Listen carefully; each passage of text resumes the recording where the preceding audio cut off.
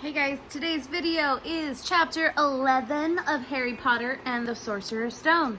This chapter is called Quidditch. As they entered November, the weather turned very cold. The mountains around the school became icy gray and the lake like chilled steel. Every morning the ground was covered in frost. Hagrid could be seen from the upstairs window defrosting broomsticks on the Quidditch field, bundled up in long moleskin overcoat, rabbit fur gloves, and enormous beaver skin boots. The Quidditch season had begun. On Saturday, Harry would be playing in his first match after weeks of training. Gryffindor versus Slytherin. If Gryffindor won, they would move up into second place in the house championship. Hardly anyone had seen Harry play because Wood had decided that, as their secret weapon, Harry should be kept, well, secret. But the news that he was playing Seeker had leaked out somehow, and Harry didn't know which was worse. People telling him he'd be brilliant, or people telling him they'd be running around underneath him holding up a mattress. It was really lucky that Harry now had Hermione as a friend.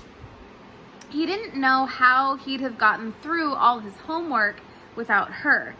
What with all the last-minute Quidditch practice Wood was making them do, he had also lent him Quidditch Through the Ages, which turned out to be a very interesting read.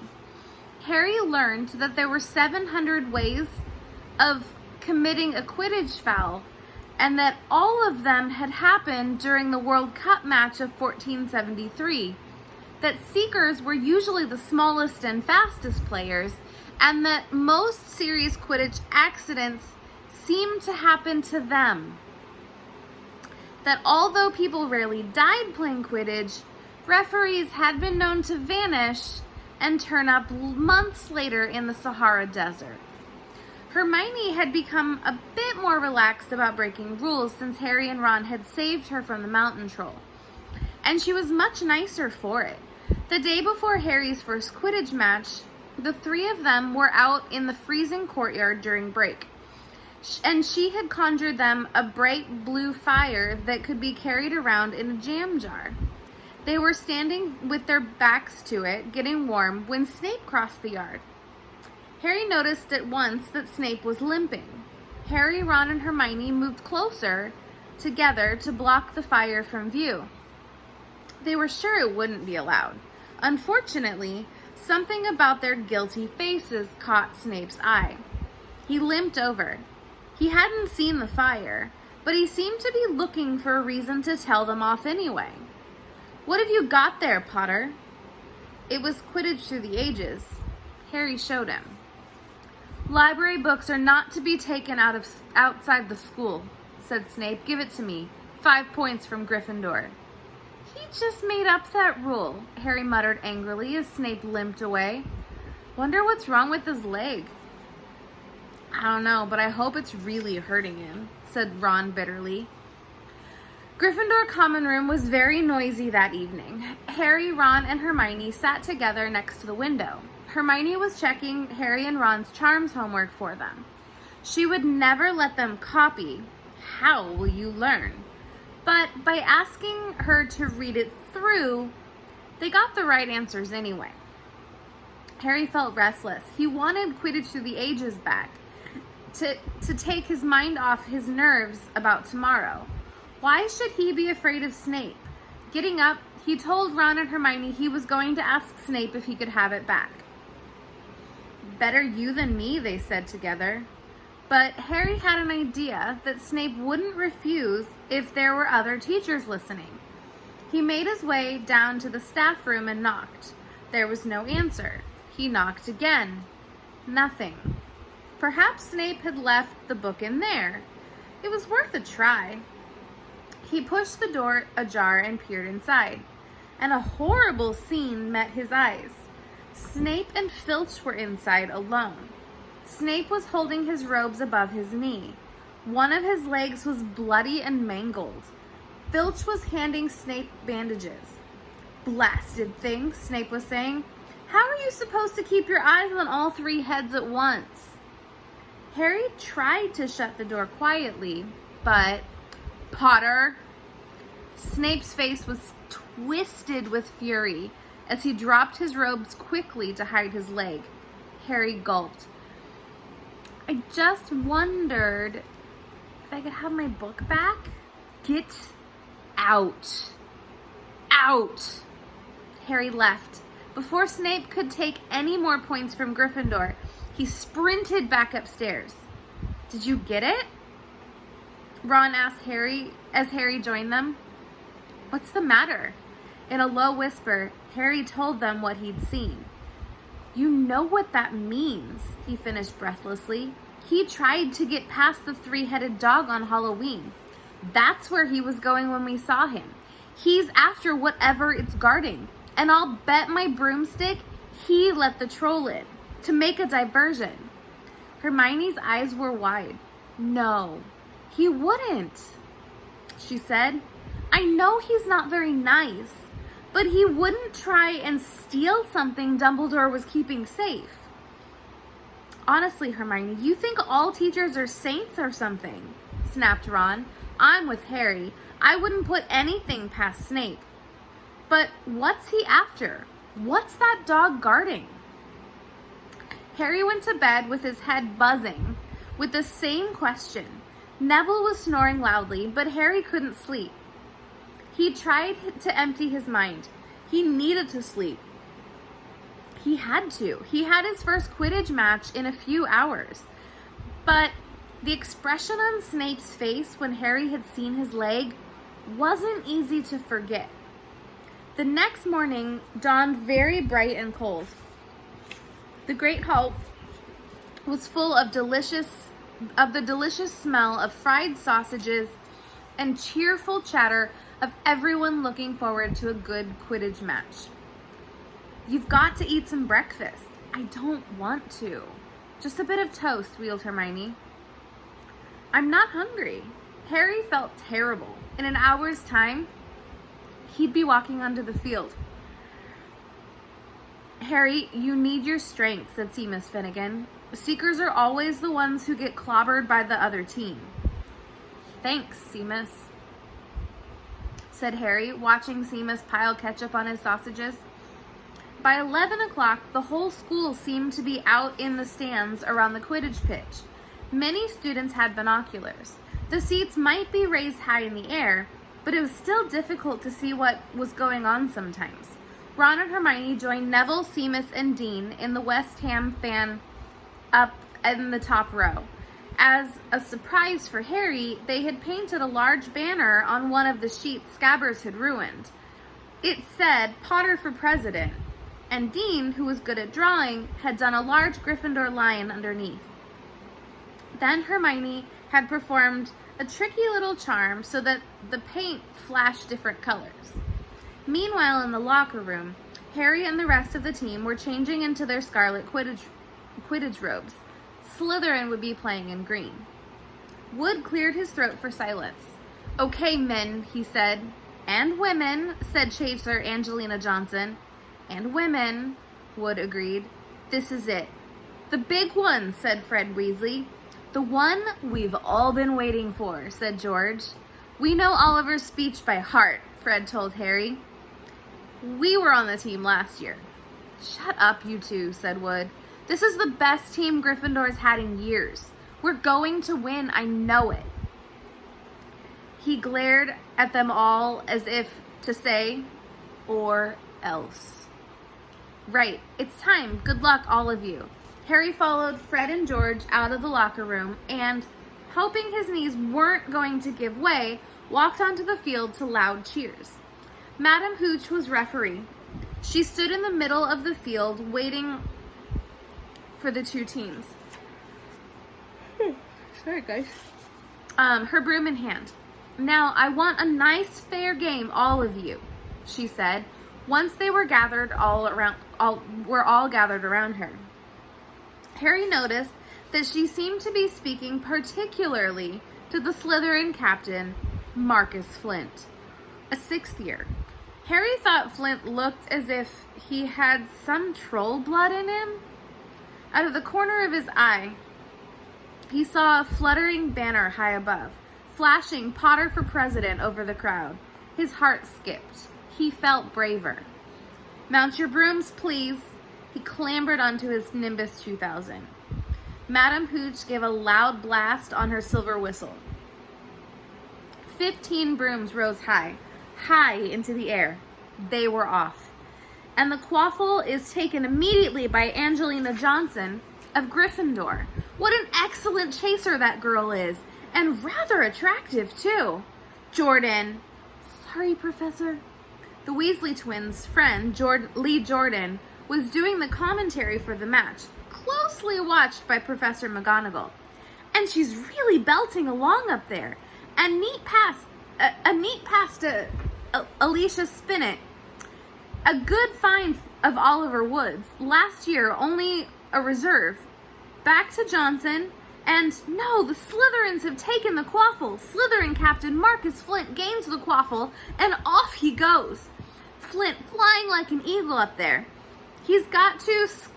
No! Stopped by an excellent move by the Gryffindor keeper Wood, and the Gryffindors take the quaffle. That's chaser Katie Bell of Gryffindor there. Nice dive around Flint. And off up the field, and... Ouch! That must have hurt. Hit the back of the head by a bludger. Quaffle taken by the Slytherins. That's Adrian Pusey speeding off toward the goalpost. But he's blocked by a second bludger. Sent his way by Fred or George Weasley. I can't tell which. Nice play by the Gryffindor beater, anyway. And Johnson back in possession of the quaffle. A clear field ahead, and off she goes. She's really flying. Dodges a speeding bludger. The goalposts are ahead. Come on now, Angelina. Keep Bletchley dives. Misses. Gryffindor scores. Gryffindor cheers filled the cold air with howls and moans from the Slytherins. Budge up, move along. Hagrid. Ron and Hermione squeezed together and to give Hagrid enough space to join them. Been watching from me hut, said Hagrid, putting a large pair of binoculars around his neck. But it isn't the same as being in the crowd. No sign of the snitch yet, eh? Nope, said Ron. Harry hasn't had much to do yet. Kept out of trouble, though. That's something, said Hagrid, raising his binoculars and peering toward the sky at the speck that was Harry. Way above them, Harry was gliding over the game, squinting about for some sign of the snitch. This was part of his and Wood's game plan. Keep out of the way until you catch sight of the snitch, Wood had said. We don't want you attacked before you have to be. When Angelina had scored, Harry had a couple of loop-the-loops to let off his feelings. Now he was back to staring around for the snitch. Once he caught sight of a flash of gold, but it was just a reflection from one of the Weasley's wristwatches. And once a bludger decided to come pelting his way, more like a cannonball than anything, but Harry dodged it, and Fred Weasley came chasing after it. All right there, Harry? He had time to yell as he beat the bludger furiously toward Marcus Flint. Slytherin in possession, Lee Jordan was saying. Chaser Pusey ducks 2 bludgers, 2 Weasleys, and Chaser Bell, and speeds towards the... Wait a moment, is that the snitch? A murmur ran through the crowd as Adrian Pusey dropped the quaffle, too busy looking over his shoulder at the flash of gold that had passed his left ear. Harry saw it. In a great rush of excitement, he dived downward after the streak of gold. Slytherin seeker Terrence Higgs had seen it too. Neck and neck, they hurtled towards the snitch. All the chasers seemed to have forgotten what they were supposed to be doing as they hung in midair to watch. Harry was faster than Higgs. He could see the little round ball wings fluttering, darting up ahead. He put on an extra spurt of speed. Wham! A roar of rage echoed from the Gryffindors below. Marcus Flint had blocked Harry on purpose, and Harry's broom spun off course, Harry holding on for dear life. "Foul!" screamed some of the Gryffindors. Madam Hooch spoke angrily to Flint, and they ordered a free shot at the goal post for Gryffindor. But in all the confusion, of course, the golden snitch had disappeared from sight again. Down in the stands, Dean Thomas was yelling, "Send him off, ref! Red card!" "What are you talking about, Dean?" said Ron. "Red card," said Dean furiously. "In soccer, you get shown the red card and you're out of the game." "But this isn't soccer, Dean," Ron reminded him. Hagrid, however, was on Dean's side. "They ought to change the rules. Flint could have knocked Harry out of the air." Lee Jordan was finding it difficult not to take sides. So after that obvious and disgusting bit of cheating, "Jordan," growled Professor McGonagall, after that open and revolting foul, "Jordan, I'm warning you." All right. Flint nearly kills the Gryffindor Seeker, which could happen to anyone, I'm sure. So a penalty to Gryffindor, taken by Spinet, who puts it away, no trouble, and we continue to play. Gryffindor still in possession. It was as Harry dodged another bludger, which went spinning dangerously past his head, that it happened. His broom gave a sudden, frightening lurch. For a split second, he thought he was going to fall. He gripped the broom tightly with both his hands and knees. He'd never felt anything like that. It happened again. It was as though the broom was trying to buck him off. But the Nimbus 2000 did not suddenly decide to buck their riders off. Harry tried to turn back towards the Gryffindor goalpost. He had half a mind to ask Wood to call a timeout. Then he realized that his broom was completely out of control. He couldn't turn it. He couldn't direct it at all. It was zigzagging through the air, and every now and then making violent swooshing movements that almost unseated him. Lee was still commentating. Slytherin in possession. Flint with the quaffle. Passes to Spinet. Passes to Bell. Hit hard in the face by a bludger. Hope it broke his nose. Only joking, Professor. Slytherin score. Oh, no. The Slytherins were cheering. No one seemed to have noticed that Harry's broom was behaving so strangely. It was carrying him slowly higher away from the game, jerking and twitching as it went. "Don't know what Harry thinks he's doing," Hagrid mumbled. He stared through his binoculars. "If I didn't know better, I'd say he lost control of his broom. But he can't have." Suddenly, people were pointing up at Harry all over the stands. His broom had started to roll over and over, with him only just managing to hold on. Then the whole crowd gasped. Harry's broom had given a wild jerk and Harry swung off it. He was now dangling from it, holding on with only one hand. "Did something happen to it when Flint blocked him?" Seamus whispered. "Can't have," Hagrid said, his voice shaking. "Can't nothing interfere with the broomstick except powerful dark magic. No kid can do that to a Nimbus 2000. At these words, Hermione seized Hagrid's binoculars. But instead of looking at Harry, she started looking frantically at the crowd. "What are you doing?" moaned Ron, gray-faced. "I knew it," Hermione gasped. "Snape, look!" Ron grabbed the binoculars. Snape was in the middle of the stands opposite them. He had his eyes fixed on Harry and was muttering non-stop under his breath. "He's doing something, jinxing the broom," said Hermione. "What should we do?" "Leave it to me." Before Ron could say another word, Hermione had disappeared. Ron turned the binoculars back on Harry.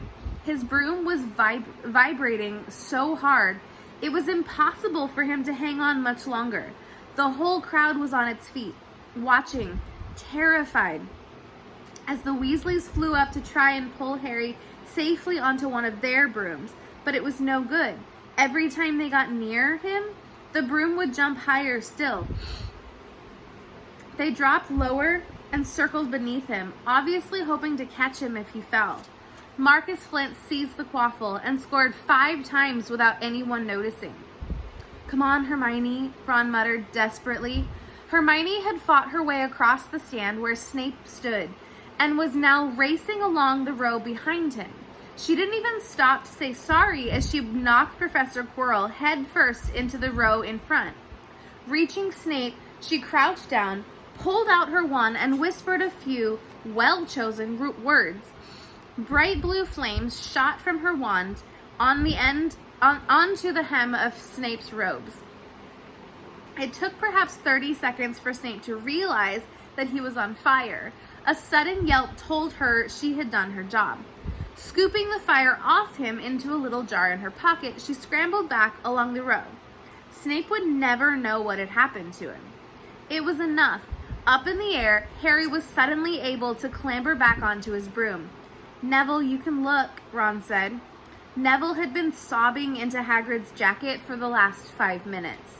Harry was speeding toward the ground when the crowd saw him, clap his hands to his mouth as though he was about to be sick. He hit the field on all fours, coughed, and something gold fell into his hand. "I've got the snitch," he shouted, waving it above his head, and the game had ended in a complete confusion. He didn't catch it. He nearly swallowed it. Flint was still howling 20 minutes later, but it made no difference. Harry hadn't broken any rules, and Lee Jordan was still happily shouting the results. Gryffindor had won by 170 points to 60. He heard none of this, though. He was being made a cup of strong tea back at Hagrid's hut with Ron and Hermione. "It was Snape," Ron was explaining. "Hermione and I saw him. He was cursing your broomstick, muttering he wouldn't take his eyes off you." "Rubbish," said Hagrid, who hadn't heard a word of what had gone on next to him in the stands. "Why would Snape do something like that?" Harry, Ron, and Hermione looked at one another, wondering what to tell him. Harry decided on the truth. "I found out something about him," he told Hagrid. "He tried to get past that 3-headed dog on Halloween. It bit him. We think he was trying to steal whatever it's guarding." Hagrid dropped the teapot. "How do you know about Fluffy?" he said. "Fluffy? Yeah, he's mine. I bought him off a Greek chappie I met in pub last year. I lent him to Dumbledore to guard the..." "Yes?" said Harry eagerly. "Now don't ask me any more," said Hagrid gruffly. "That's top secret, that is." "But Snape's trying to steal it." "Rubbish," said Hagrid again. "Snape's a Hogwarts teacher. He'd do nothing of the sort." "So why did he just try to kill Harry?" cried Hermione. The afternoon events certainly seemed to have changed her mind about Snape. "I know a jinx when I see one, Hagrid. I've read all about them. You've got to keep eye contact. And Snape wasn't blinking at all. I saw him." "I'm telling you, you're wrong," said Hagrid hotly. "I don't know why Harry's broom acted like that, but Snape wouldn't try and kill a student. Now listen to me, all 3 of you. You're meddling in things that don't concern you. It's dangerous. You forget that, dog, and you forget what it's guarding. That's between Professor Dumbledore and Nicholas Flamel." "Aha," said Harry. "So there's someone called Nicholas Flamel involved, is there?" Hagrid looked furious with himself. And that is the end of chapter 11. Hope you guys liked it.